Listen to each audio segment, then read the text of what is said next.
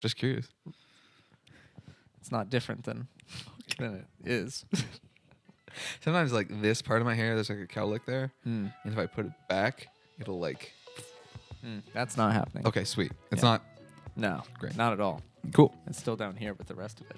Great. That's all I needed to know, really. I don't know why you made that such a big deal, but it's fine. Okay. All right. You're being crazy right now. Yeah, I guess so. Yeah, you're being insane. Pretty wild. Yeah. Yes. All right, ready? Yeah. What's up, everybody? Welcome back to the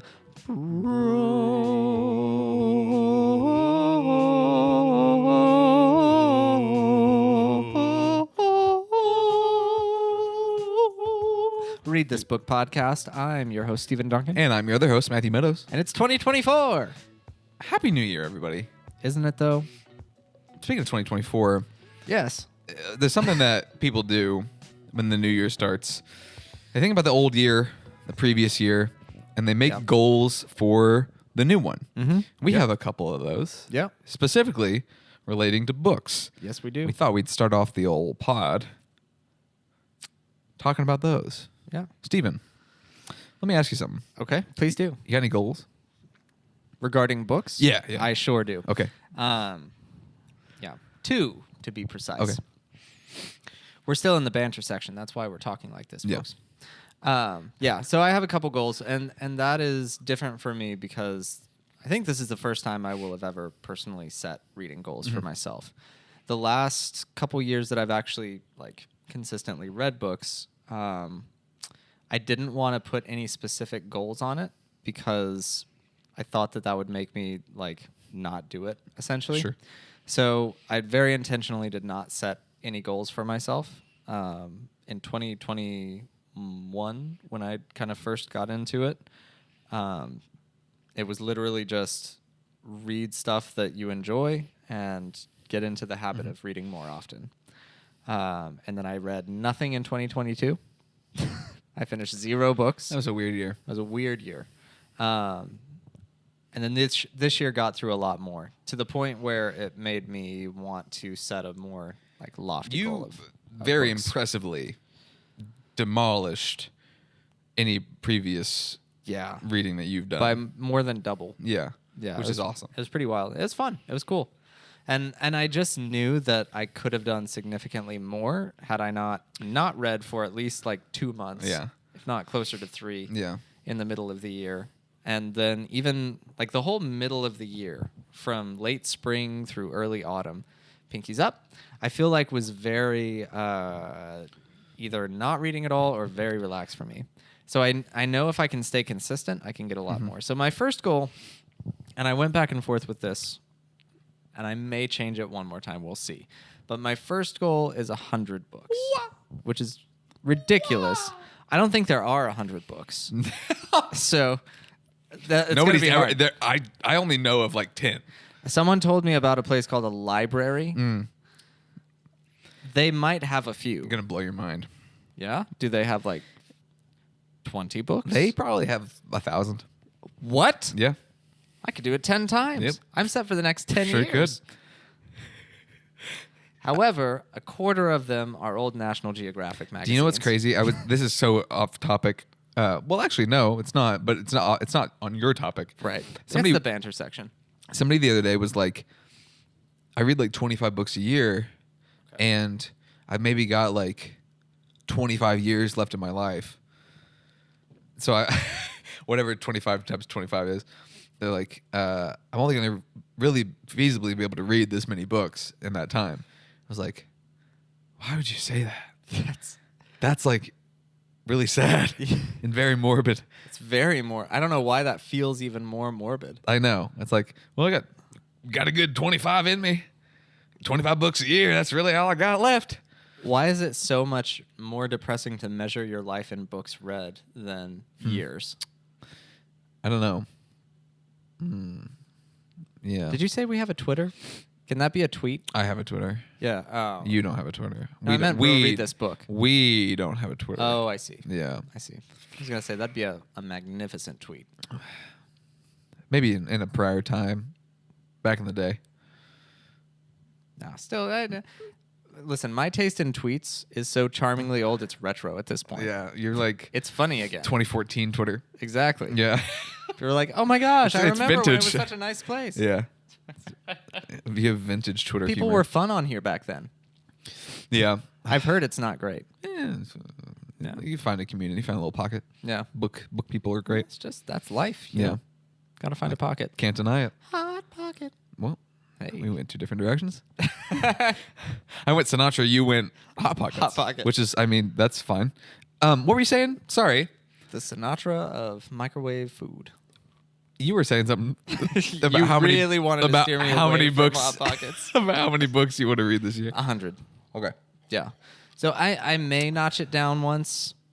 I'm going to give myself to the end of January to make that call. I feel like if it's still in the first month of the year, you can make that decision. I agree. So Really, we'll see. I mean, I think you can make it any time. But Well, yeah. it's less of a goal and if- more of a moving target. Yeah, for sure. And if you don't make arbitrary rules for yourself, you don't have a life. So what's your other goal, Steve?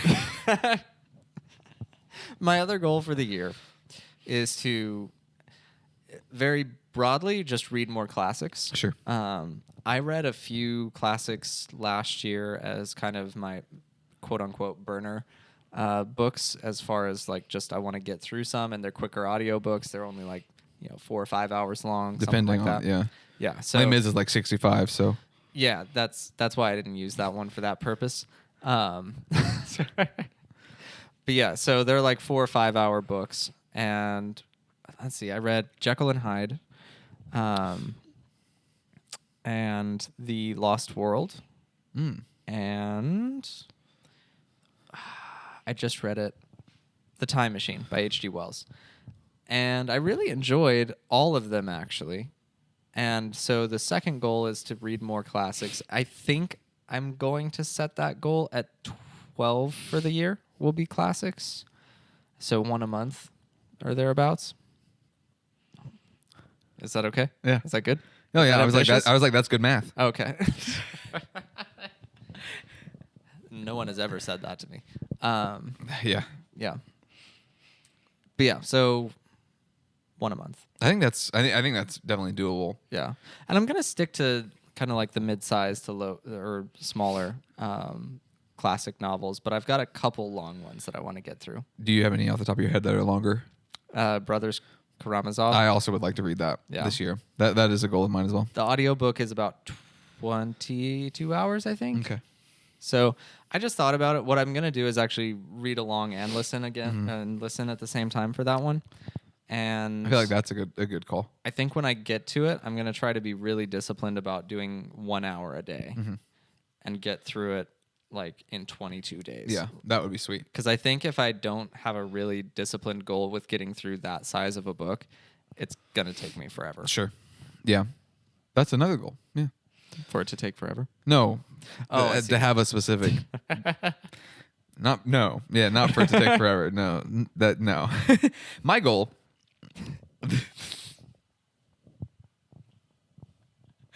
Were you done? Linger on these topics with me. Were you done? Yeah. The reason the big reason I wanted to segue into mine is because that is also a goal that I have this year is to read more classics. That was towards the end of last year. I had picked up a couple, Count of Monte Cristo, which is my dad's favorite book ever. That's a good book. And I've never read it. And then I am assistant directing a production of Emma. And so I'd really like to read that just to have a little bit more context. I've seen the movie. It's great. But I want to read that. And so I also want to read more classics. My big goal, though, is 50 books. That's a jump. It is a jump. And the reason that I think it's such a big jump is because I'm not an audiobook person. And so I'm trying to be one. Like I'm trying to learn how to like them more. Because I have a really hard time focusing when I listen to them. Because I always have music in or I always have some kind of thing going on. And so I kind of just tune out whatever is in my ears at the time. So really being diligent about only listening to it like when I'm working or like when I'm driving or something like that, and not any other times, because those are the only times where I really focus on it. But I also took a big break from reading this year, like a 3-4 month, honestly, break where I was not reading anything. Made this show hard to do. um, but yeah, I think just being more consistent with it and also implementing audiobooks. Mm-hmm. I've actually already read 2 books this year. Hey. Yeah, so or rather listened to. Well, I know I've read them, and I'm trying to be. I'm not gonna make that distinction because I do believe that it is reading it, and like if you don't agree with that, I would challenge you to think about that more, because it is a I don't know. It's a kind of a hot topic. Yeah. A little bit. Some people are like, I've heard people mostly fall on the side of audiobooks counting though. yeah, no, I think more recently as well. That's been a more kind of commonplace idea, but there are still some people who are not on that train, which is fine. They'll get there, because I think it is like, I don't know. There's some issues that I have with it. Just Anyway, I don't want to get too much into it, but yeah. So just trying to read more audiobooks. My sister is a big influence on that for me, because she demolishes audiobooks.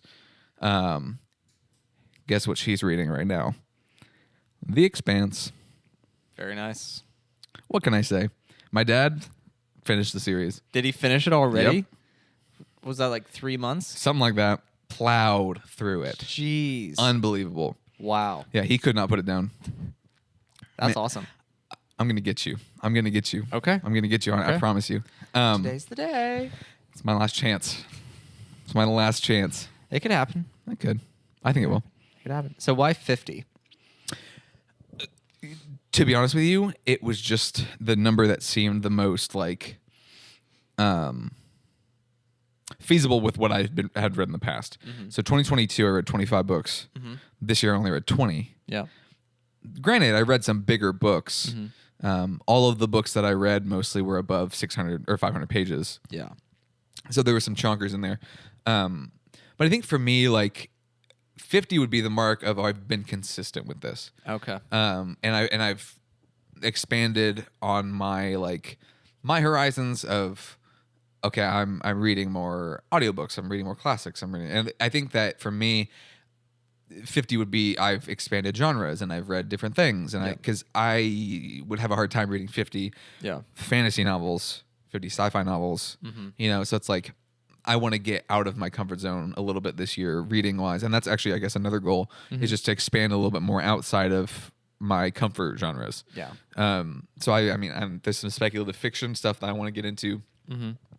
A little bit more on the horror side this year as well. Hey. Yeah. So trying to broaden my horizons a little bit, but 50 to me felt like a good number for that reason, as well as I just think it's a good number to kind of gauge progress and like reading consistency. Yeah. It really is. It almost averages out to one a week, Yeah. Which feels like a ludicrous pace. When I just sit and think that I have to have almost a 2 book a week pace, like, geez, that's really You might have to read aggressive. multiple at the same time. Oh yeah, you have to. Absolutely. Yeah. But like I said in the wrap up, when I was really chugging through them, I would be listening to 1 or 2 at a time and have one physical one that I'd be reading at a time. So I'm usually working on 2 or 3 books at a time. My thing with that is I have a hard time picking which one to read. Like at that point. I typically have, for some reason, I'm typically able to separate them by like what's going on, right? So the audiobook, that's going to be any time I'm in the car, usually doing like chores, dishes, whatever, doing stuff like that. Maybe during work, but I have to be working on specific tasks. That I have to be able to focus on the book, you know? Usually like a morning read or a weekend read is going to be maybe like a nonfiction or a longer fiction that I can just kind of sink my teeth into for longer periods of time. And then I'll usually have a shorter one or something that's more like light and fun that I can get pulled into, and that'll be like the weekday, weeknight Yeah, thing. that makes sense.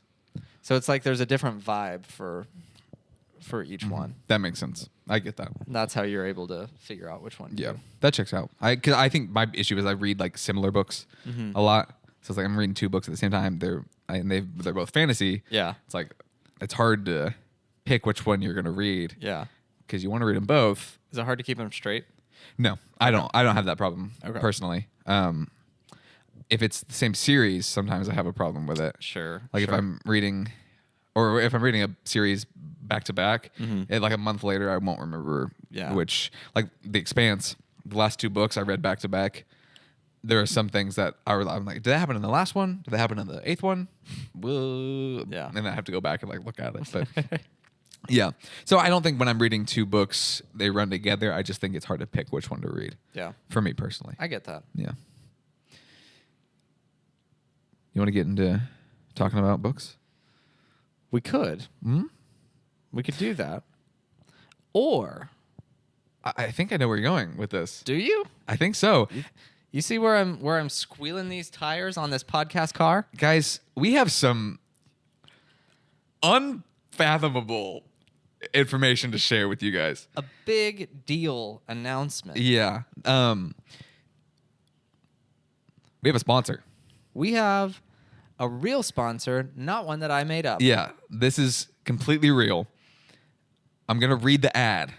I'm going to read the sponsor. A real ad read on the Bro Read This Book podcast. And let me tell you, so the company that sponsors us is called Tether. Tether is awesome. They have been so good to work with.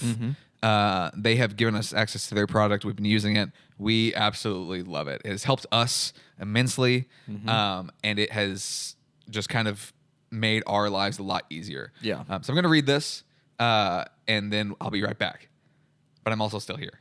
We'll be right back after this message from our sponsor. As we move into 2024, we know a lot of businesses are interested in getting organized and scaling in the new year. Tether is a software company based in Louisville, Kentucky that builds CRM solutions for companies that not only put your entire business in one place, but also increase revenue generating activities, automate all of your manual processes, manage your customers, and increase sales. They specialize in small businesses in Louisville and are looking for companies that want to scale this year. If that's at all interesting to you, it's worth a phone call with the owner, Topher. Link in description for more info. Link in the description for more info. Great. And that's the ad. Seriously, guys, Tether is awesome. They have a really great product. We have really enjoyed using it and getting to know them and working with them directly. So if you're looking for a CRM platform to scale your business, grow your business, organize your business, it's been really helpful for us with social media. So everything that we post, we can schedule out and all that. So Can I say too, very reasonably priced for CRM software. Yes, very much so. But yeah, so we have a code, we have all that stuff. So we'll put that in the description. The link will be down there to get more information about Tether, especially if you're in the Louisville, Kentucky area. Give them a shout. Yep. Nice. Wow, we're back. We're back. I don't know how We people need like a jump cut there. Yeah, I'll That would make be like a fantastic. fake jump cut There you go. There you go. and the video only version. After this, like after the show is over, can you do like you know how in Toy Story when it's like past a certain time of night and the TV just cuts to like the national anthem playing with the flag on it? That's what I want at the end of the podcast. Think about it. Just like it's over. Like, why are all your podcasts 10 hours long? Well, you see, it's a TV channel. It's kind of it's tough to gauge that. 8.5 hours are the national anthem. I'd feel really bad about that. What if we do a tether read on every hour? That's good. It's just a live stream, and every hour we hop on and we're like, Yeah. Tether. It's like 5 a.m. Oh, sponsor. Oh. But yeah, we have a sponsor, and it's very unbelievable. Sorry to circle back. I just can't. If you are a business and you're looking to sponsor a podcast of ours, Hey. heyo, hit us up. Yep. We're willing to chat about it. Landed the plane. Yep. Now we're about to take off again. Oh, here I we was go. gonna say I Whoa, thought whoa, we had whoa. already landed, and then we were in the air. Yeah. Books. Books. Yep. Do you read them? Nope. Yes. Sorry. Do you Wrong read answer. books?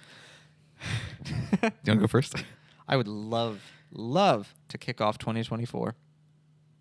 Season 2 Of Bro Read This Book. begins right now. Matthew, Yep. has anyone in your family ever killed someone? Don't answer that. Everyone in my family has killed someone, or at least that's the title of the book I read today. You read it today? No, that's the book I'm talking about today. Okay. Yeah, good catch. Thanks. Sorry. If I could have just kept talking really quickly after that, we could have just slid Could right have out. moved but right past it. I paused. You're not getting past me. Got to wake up Yeah. pretty early in the morning, and let me tell you, it is night.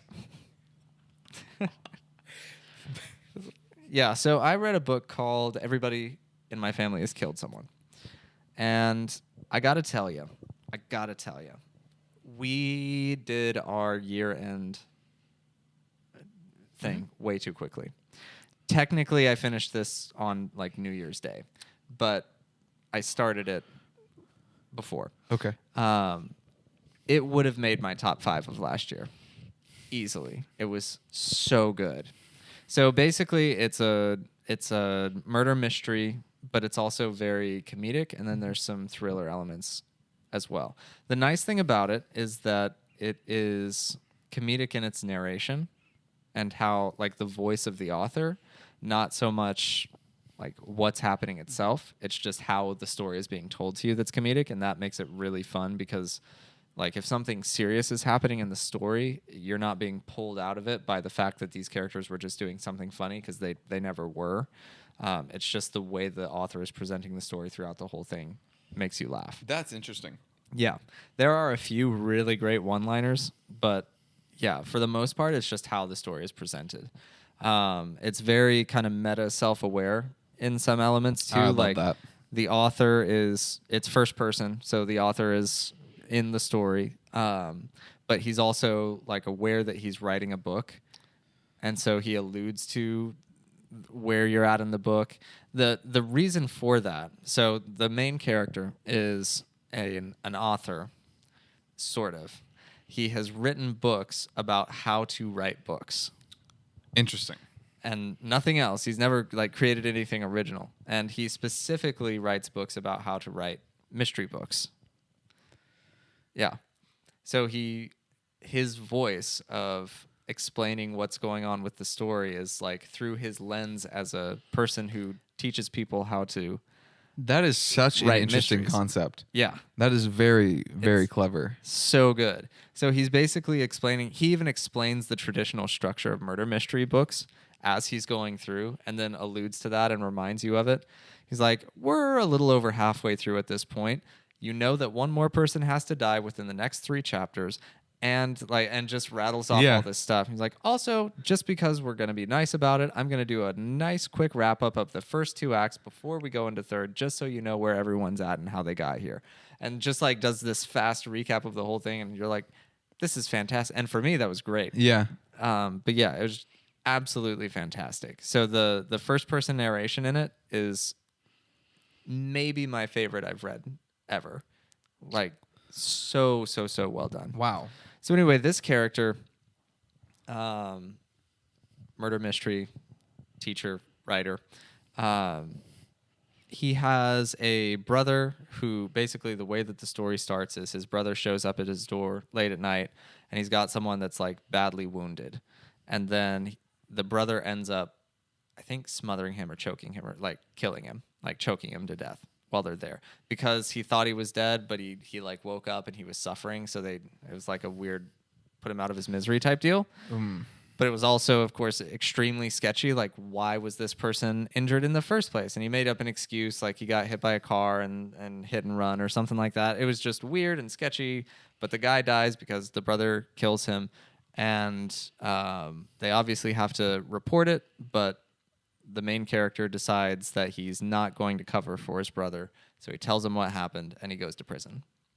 The main story takes place the day that the brother is getting out of prison, and he's meeting with the rest of their immediate family in this like ski resort in Colorado, I think, or something like that. So it's like a remote location. There's a snowstorm, that whole thing. But it's actually kind of funny because he makes a joke about it at one point. He's like, I know that traditionally you would think that we're going to get snowed in here, the phones are going to die, and we're not going to be able to access the outside world. That's not going to happen. We could have left anytime we wanted, but we were kind of lazy. It's fantastic. That's awesome. Yeah. And so basically it follows a murder mystery format at that point. People start dying one by one, and then they ultimately have to figure out who's been killing people. So that's the synopsis, the kickoff of it. It's so well done. Like I said, it's already really funny because of the narration, the first person stuff. I actually do really enjoy the characters. It almost reminds me a little bit of a Knives Out movie. I was just about to say something about that. But in some ways, it's also kind of like a murder mystery of Schitt's Creek, the TV show. Oh, yeah. wow. Like some of the characters feel like that. Quite the concept. Yes. Right? Yeah. That is a show and a book that I would read. Yeah. Yeah. The characters have a little bit of comedy built into them. Quirkiness. Yeah. For sure. Yeah. The rest of the people in it draw you in as well. Mm-hmm. And it's like you genuinely want to know this family a little bit, or at least observe them. Yeah. Maybe is a better way to put it.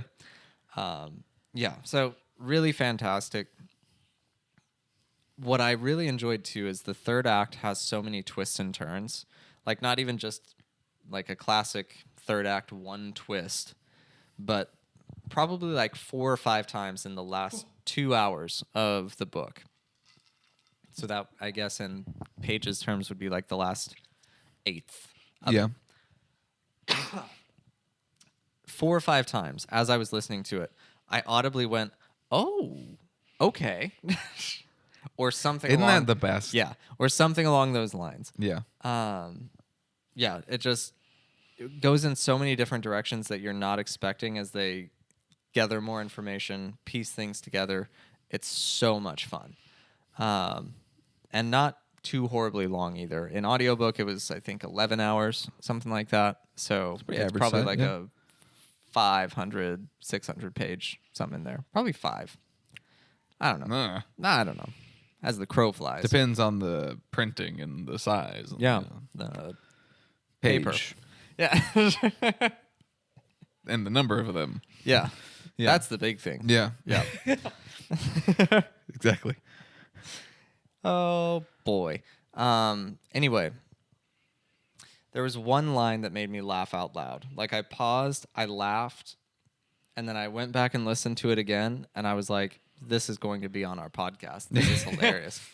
And it's a decent ways in, and it's right after a murder has taken place. And then there's like a really great family moment that happens afterwards.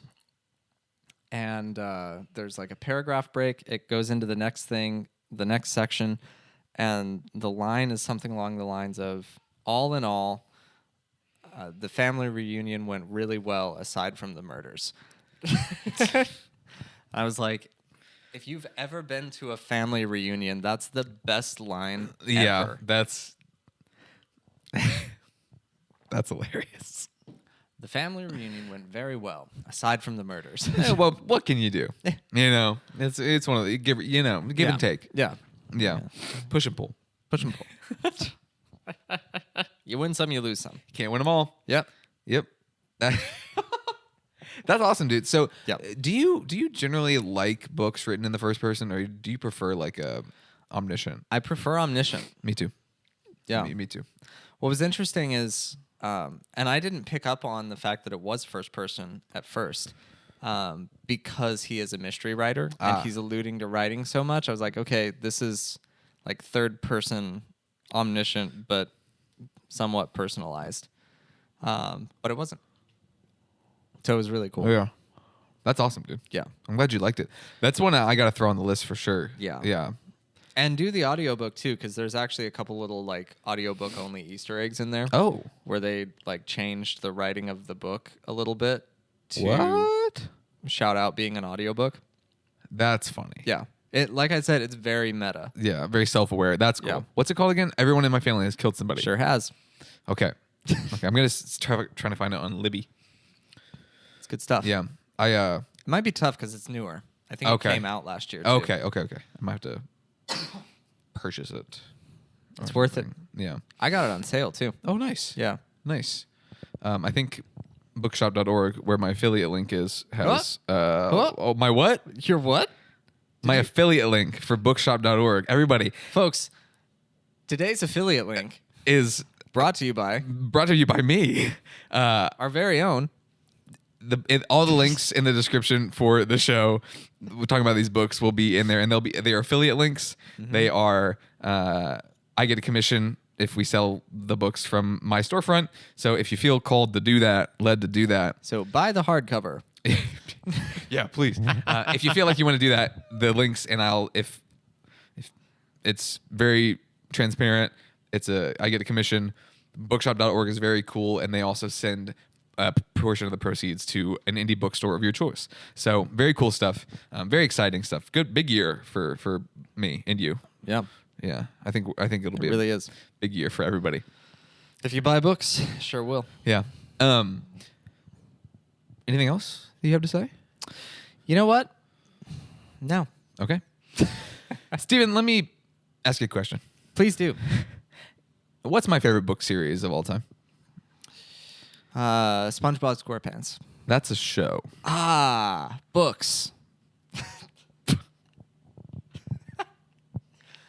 The Expanse. Yeah. No. Yeah. That's it. And so today I'm gonna talk to you about the series in its entirety. That sounds familiar. What do you mean? Where have I heard of this series before? Well, probably here, my good man. And every second of every day and every conversation we've had for the last year and a half, I have probably brought it up. I just finished the series, all of it, the other day. Yeah. You deserve a clap track inserted into this for you. I'm not going to put it there. Okay. But if you're listening to the audio only version, we just both waved to the people. The Expanse. So it's a 9-book series, very long series, very long books in a very long series. I am going to read it again. I'm going to read it again Next very year. soon because it is that good. I put down the last book and for a split second considered I'm going to read the first one again right now. Wow. I honestly, like, there's never been anything like that in any media, video games, movies, all that, anything. Yeah. Like, Lord of the Rings is like the only other thing where I've finished it and been like, give me something more. Like, I need to read more or like consume more of this. The Expanse is on par with that for me. Like, that feeling of I finished this and I can't let it go. Yeah. I need there to be more of this. So, all right. So you've talked about book 1 of The Expanse on this show. It's our first episode. Yep. Walk me through a synopsis of The Expanse as a whole. Okay. So there is an element of this that I'm going to try to be careful about. Yeah, I was gonna say, like, walk through the entire story and spoil nothing. So I'm it's hard to remember what is a spoiler and what is not, Okay. if that makes any sense. Yeah, no, it does. So I'm going to try to be very vague about all of this while still, and stop me if you have any questions. For sure. Okay, so the first book, we've talked about this, it follows James Holden and Detective Miller. The first book is maybe a little bit different than the rest of them because it is more of a mystery novel. Like, there is a mystery. Like, there's a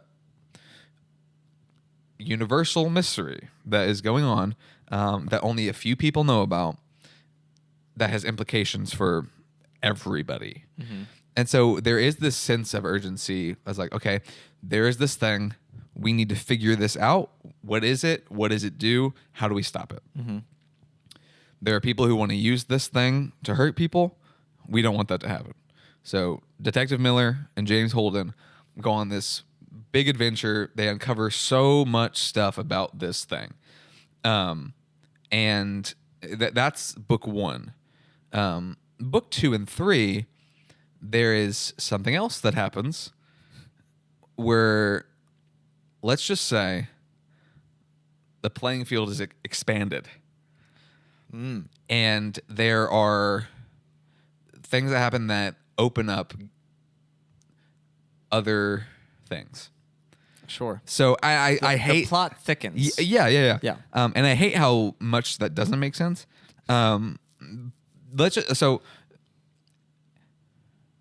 book 1, they are not interstellar. They are not traveling between galaxies.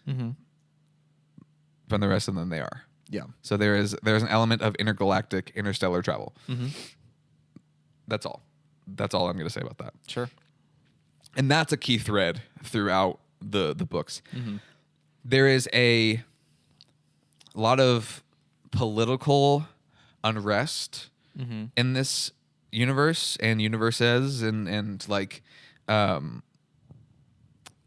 humankind. So there's a lot of different factions that rise up and try to take control. There's a lot of different things that are discovered about the thing in book 1 that gives people access to certain things. And that's the main kind of overarching plot.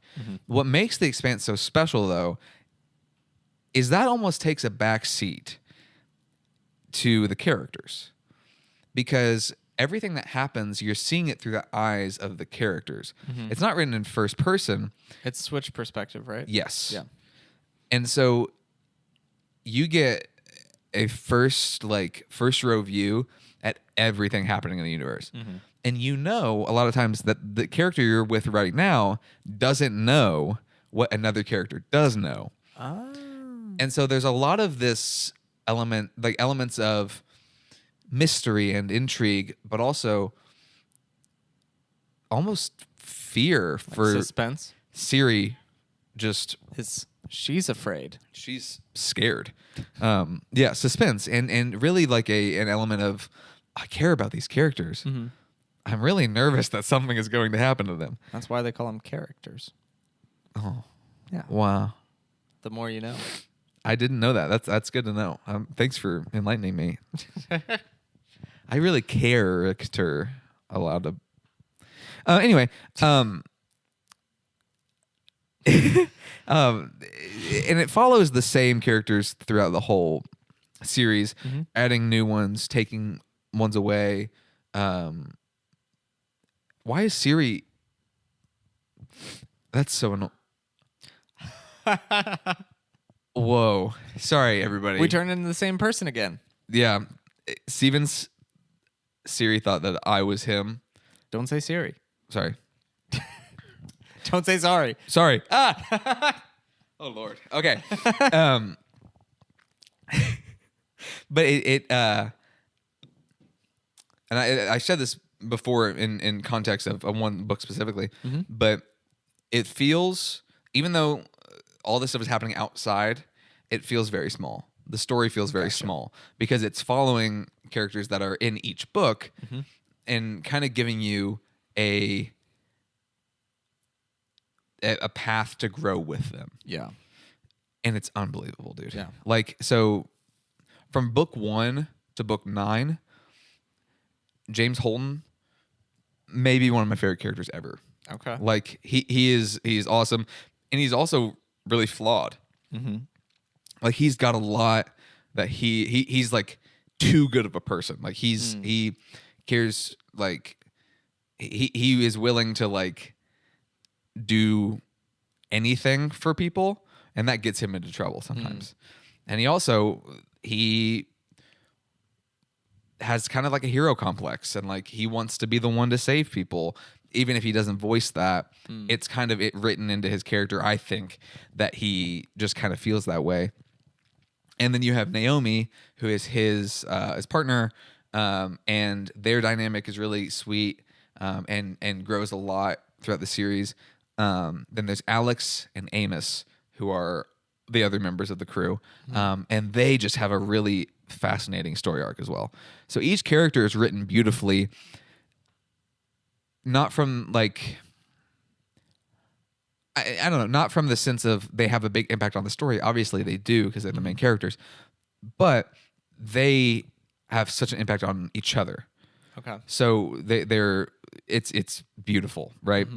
And even characters outside of the main four grow to have attachments to Holden, to Naomi, Yeah.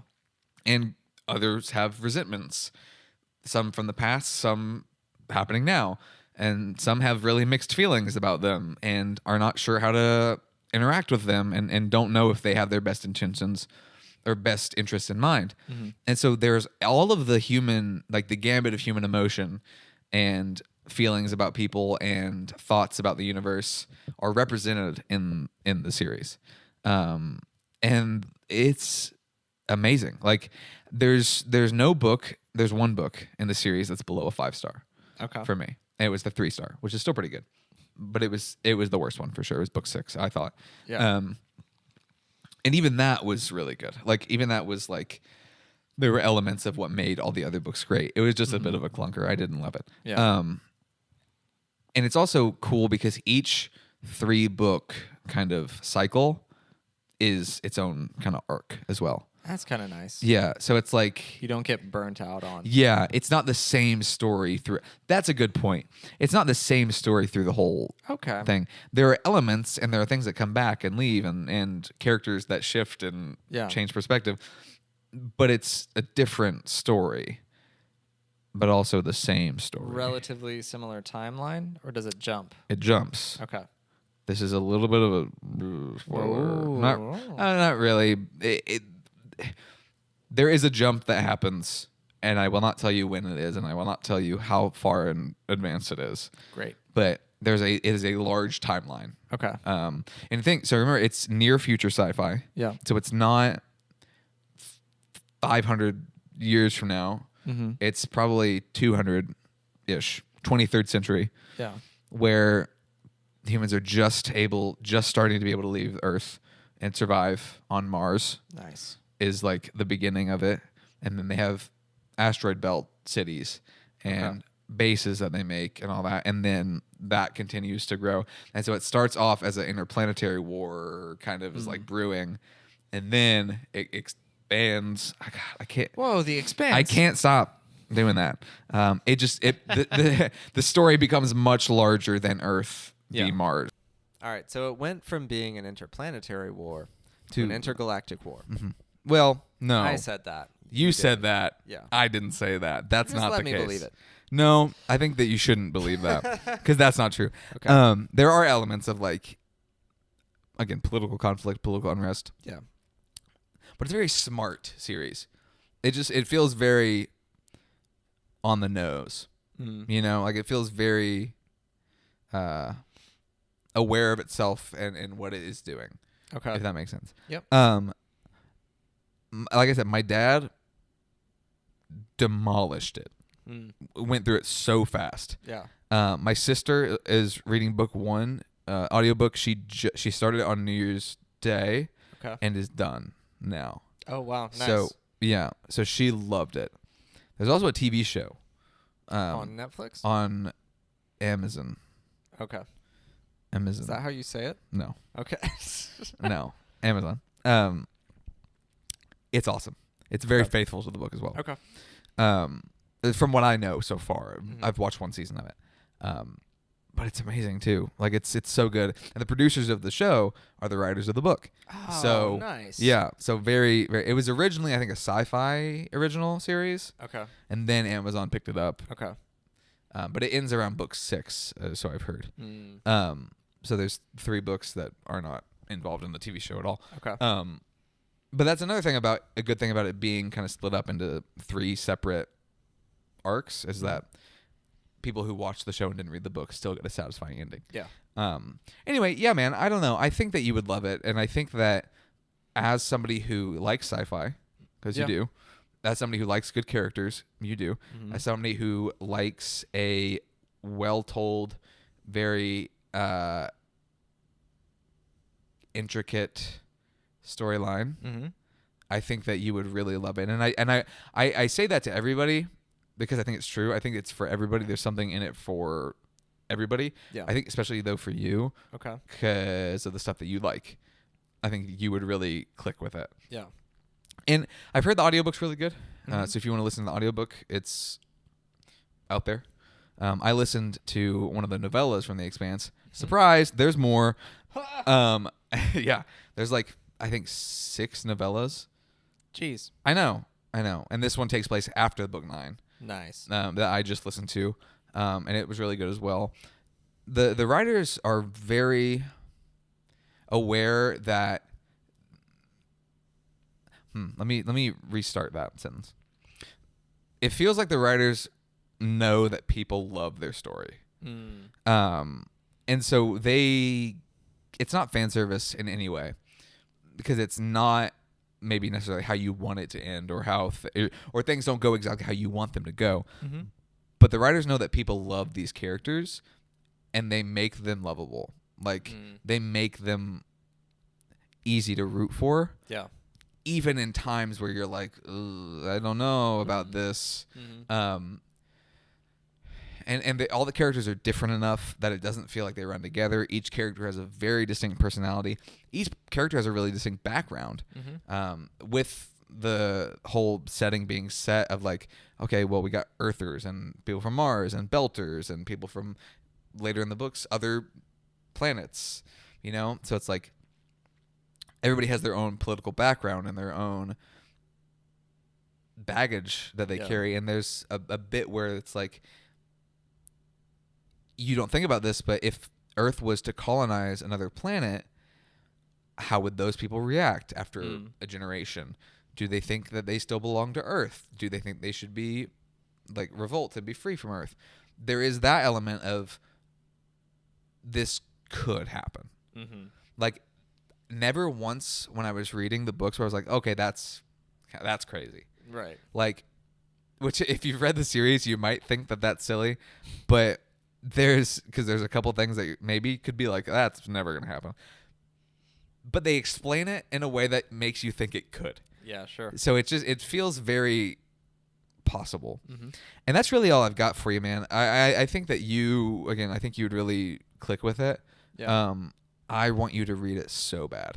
I'm more interested after hearing kind of the overall like structure of the story arcs and everything. Because it's different to hear one book, right? Yeah. And then we've talked about it in passing. Let me tell you though. So book 8. Yep. If we had done our wrap up, it would have been number 1. Yeah. It would have overtaken Crown of Midnight to be number 1. So what's funny is we both read books, and I'm not even counting everybody in my family has killed somebody. I'm talking about a different book. We've both read books after the wrap up that would have made the top 5. Yeah, and it was I went through every possible emotion you could possibly have. Yeah. I cried. Like it made me cry, and I Guilt? don't even. Yeah, I felt guilty. No. Elated? Yes. Nice. There was a moment where I slammed the book closed, got up, and went, yes. So yes, elated. God, it was so cool. Nice. We'll talk about it when you get there. It made me so happy. But it's, and everything's heightened, right? When you get to the end of a series. Yeah. Where you're like, oh my God, I know that something is going to happen. What is it going to be? Yeah. And there's almost like, in reading the 8th and 9th book, the characters are older. They're more reminiscent. They're more like sentimental. And I felt that too. Like I felt that way about it. It's like, like I've said this, I recorded a video for my YouTube channel about it. And what I said was the 9th book specifically is like steeped in sentimentality and nostalgia.